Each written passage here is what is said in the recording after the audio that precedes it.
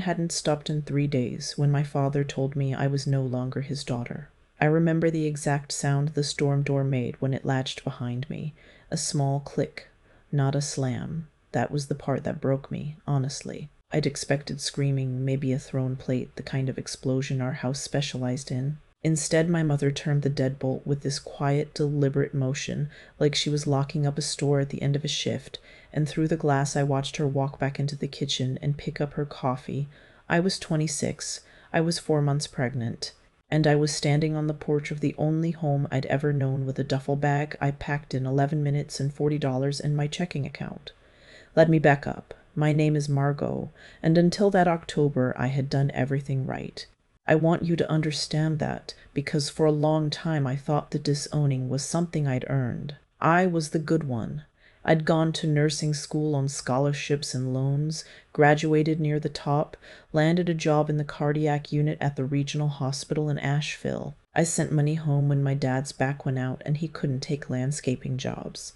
I drove 3 hours every Sunday to sit at their table and eat pot roast and listen to my mother list every way the neighbors' kids had disappointed their parents, which was her favorite genre of conversation. And then I got pregnant by a man named, well, I'll get to him. I told my parents on a Sunday. I'd practiced it in the car. I thought naively that the shock would pass, and underneath it there'd be the people who raised me, who'd come around the way parents do in the movies. I said I was keeping the baby. I said I knew it wasn't the order they'd have wanted things in. I said I was scared, but I was happy. My father didn't even look up from his plate at first. When he did, his eyes were flat in a way I'd never seen. He said a baby out of wedlock was a stain, and he hadn't worked his whole life to have his name dragged into the dirt by his own child. My mother said the women at her church would talk. That was the thing she landed on. Not my safety, not the baby, not me. What the women at church would say. I asked them to please just give me a minute, and my father stood up and told me to get my things. So I did. I sat in my car in their driveway for a long time, shaking. Not from the cold, although it was cold, that first sharp cold of the mountains in fall. I was shaking because I didn't have anywhere to go. My lease had ended 2 weeks before. I'd been couch surfing between hospital shifts, planning to sign somewhere new once I figured out the daycare situation, the budget, all of it. My friends from nursing school had scattered. The baby's father had made himself extremely clear about his level of involvement, which was 0. I scrolled through my phone with my thumb hovering, and the only name that didn't make my stomach drop was my brother's. His name is Caleb, and we hadn't really talked in 2 years. It wasn't a feud exactly. It was just that Caleb had moved an hour north to Boone after the divorce, the one our parents never forgave him for, and he'd gone quiet, and our family wasn't the kind that chased after the quiet ones. He worked as a high school shop teacher and lived alone in a small rented house, and our mother referred to him, when she referred to him at all, as your brother who threw his marriage away, which was both unfair and a wild simplification of a situation none of us actually understood. I called him. It rang 4 times and I almost hung up. Then he answered, and I heard the TV go quiet in the background, and he said, "Margot, you okay?" And I started crying so hard I couldn't talk. He didn't ask a single question. He just said, "Where are you?" "I'm coming." And when I managed to tell him I was still in our parents' driveway, there was this pause, and then he said very evenly, "Drive toward me. Meet me halfway. I'll find you on the highway," like he already understood the whole thing without being told. Like he'd been half expecting a call like this for years. We met at a gas station off the interstate around midnight. I'll never forget it.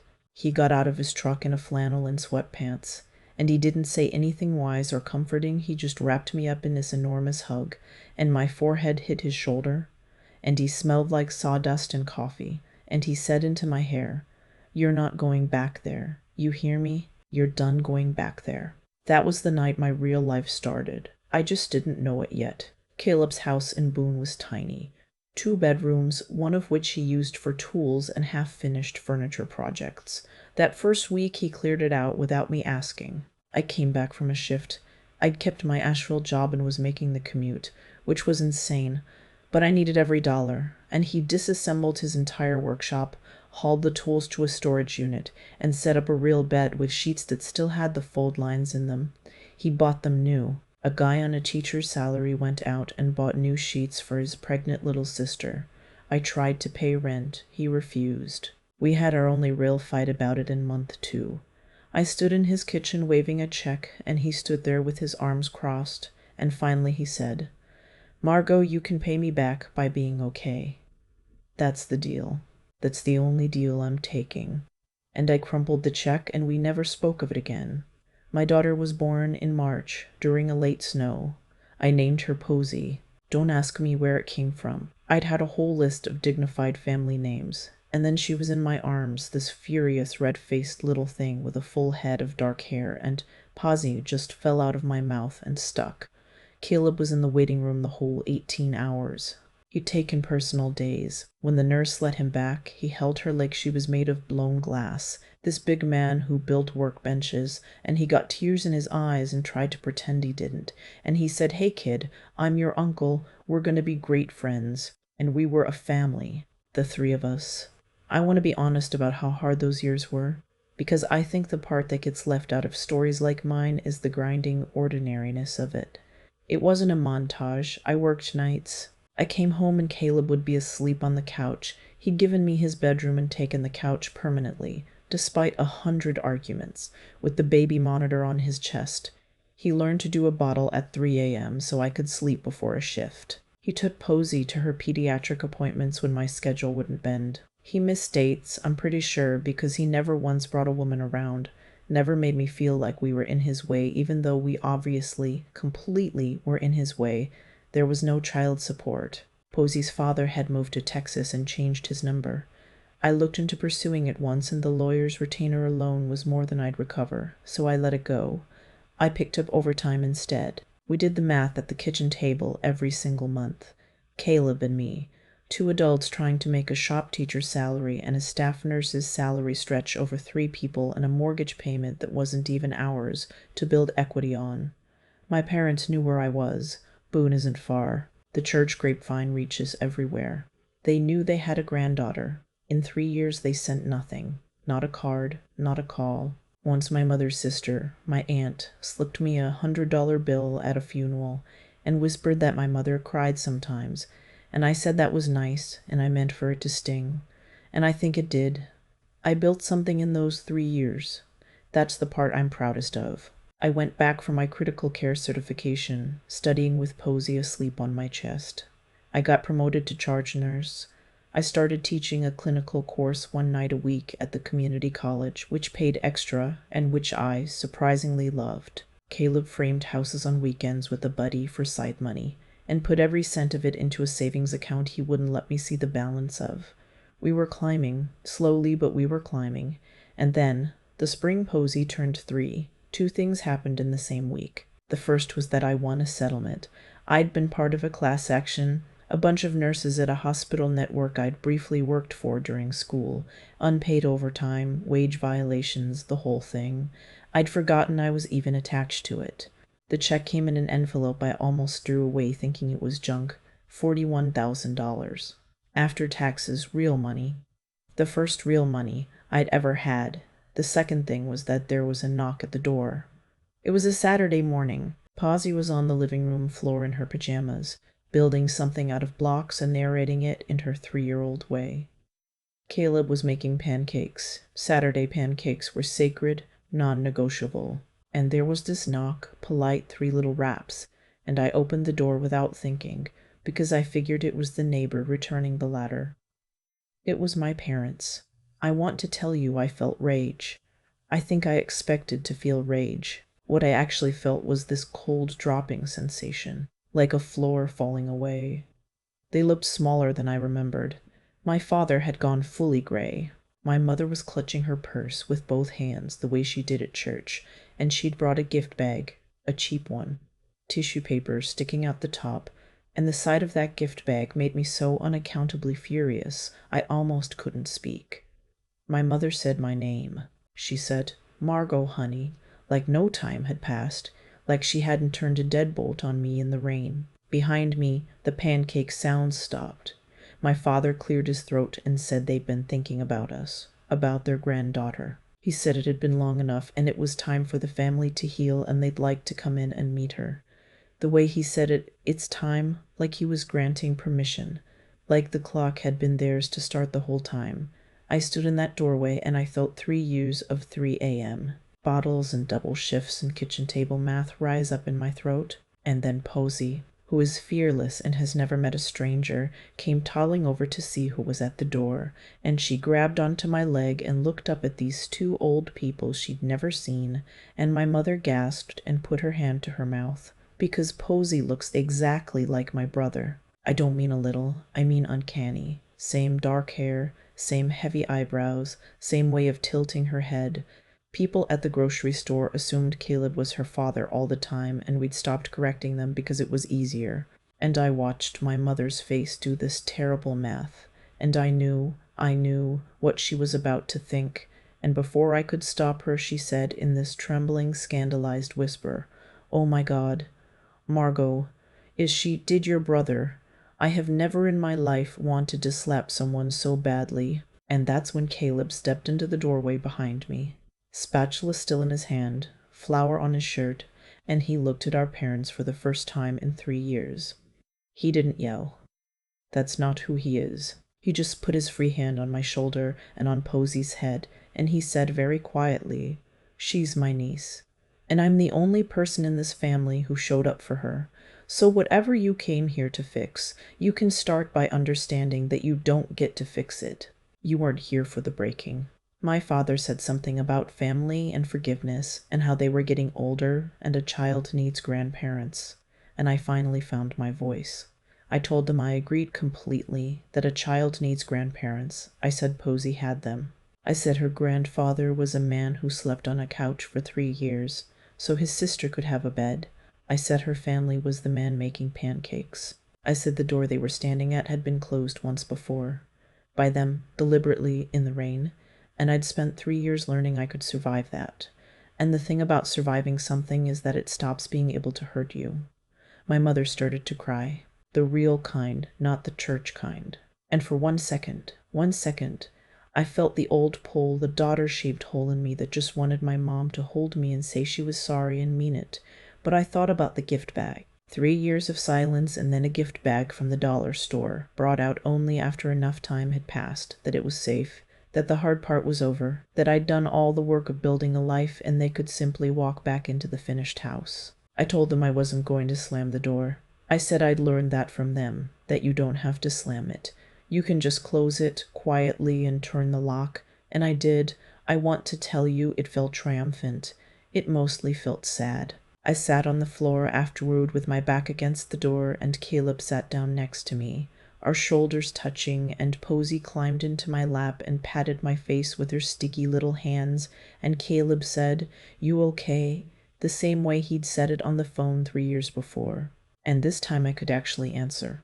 I said, "Yeah, I think I actually am. Here's the part where I tell you what I did with the money. I'd been planning, before the knock, to put it toward a down payment on a real house, mine and Posy's. And I'd had this whole speech ready for Caleb about how it was time, how he'd given up enough, how he could finally have his life back. But that night, after Posy was asleep, I changed the plan. I called a realtor that Monday. I found us a house, a real house, 3 bedrooms in a neighborhood with a good elementary school, with a basement that had its own entrance and great light. And I put Caleb's name on the deed next to mine, not as a tenant, as an equal, half mine, half his. He fought me on it for 2 weeks, the way he fights everything, with his arms crossed and his jaw set. And finally I used his own words against him. I said, "Caleb, you can pay me back by being okay. That's the deal. That's the only deal I'm taking." And this giant man who builds workbenches sat down on a kitchen chair and put his face in his hands and cried. The basement is his now. He's got his shop back, finally, after 3 years, the table saw, the workbench, all of it set up in the light. Posy has a real bedroom with a window seat he built her himself. I have a job I love and a critical care certification framed on the wall, and a daughter who calls her Uncle KK and follows him around the workshop wearing tiny safety goggles he ordered specially. My parents tried twice more. A letter, which I read once and put in a drawer. A voicemail from my mother that I haven't listened to and don't intend to. I don't hate them. That surprised me. I expected to. I just don't have room for them. The space where they used to be got filled completely and permanently by the people who actually showed up. People ask me sometimes, when the story comes up, if I regret closing that door, if I worry Posy will grow up wishing she'd known them, and I tell them the truth, which is this. Posy is growing up in a house full of love. She has a mother who fought for her and an uncle who chose her every single day when choosing her cost him things he never once mentioned. She's going to grow up knowing exactly what family means, not the people whose blood you share, but the people who answer the phone at midnight and say, "Drive toward me, I'll find you." A child doesn't need grandparents who appear only after the storm has passed. A child needs the person who stood in the storm with her mother and never once let go. She has that. We both do. And the door stays closed. The night my mother turned that deadbolt, she thought she was teaching me a lesson about shame. What she actually did was hand me the rest of my life, though it took me 3 years, standing in a different doorway, to understand it. Cause and effect is a quiet thing. You don't see it while it's happening. You only see it later when you look back and realize every single choice was a seed, and the harvest always comes in. My parents chose to close a door on a scared, pregnant daughter because of what the women at their church might say. That was the seed they planted. And 3 years later, when they stood on my porch with a dollar store gift bag, the harvest was a granddaughter who didn't know their faces and a daughter who had finally stopped waiting for them to be kind. They didn't lose me in the rain that night. They lost me slowly in every birthday card they didn't send, every phone call they didn't make. By the time they wanted back in, there was simply no room. They'd given the space away. Caleb planted a different seed. He answered the phone at midnight. He bought new sheets. He slept on a couch for 3 years and never once made me feel the weight of it. And the harvest of that was a home, a real one, with his name on the deed beside mine and his table saw finally back in the light. Goodness, the real kind, isn't loud. It doesn't announce itself or keep a ledger. It just shows up again and again on the ordinary Tuesdays when nobody's watching. That's the kind of person I want Posy to become, someone who shows up. But character alone doesn't keep a roof over a child's head. I had to be smart, too. I had to do the kitchen table math every month, go back for my certification with a baby asleep on my chest, see the long game when I was exhausted enough to quit. And when the settlement came, I had to think clearly enough to put it towards something that lasted instead of something that felt good for a weekend. Loving your people is not the same as being wise about how you protect them. You need both. And underneath all of it, you need the stubborn refusal to lie down. There were nights I drove 3 hours after a shift and cried the whole way home and got up the next morning anyway, because Posy needed breakfast and quitting was a luxury I couldn't afford. That grit isn't glamorous. It's just the decision, made over and over, to keep going when every reason to stop is sitting right there in front of you. So if you take anything from us, take this. Be the one who shows up.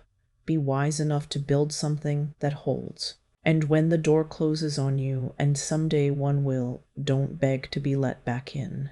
Turn around, drive toward the people who answer, and build a house so full of love there's no room left for the ones who only come back after the storm.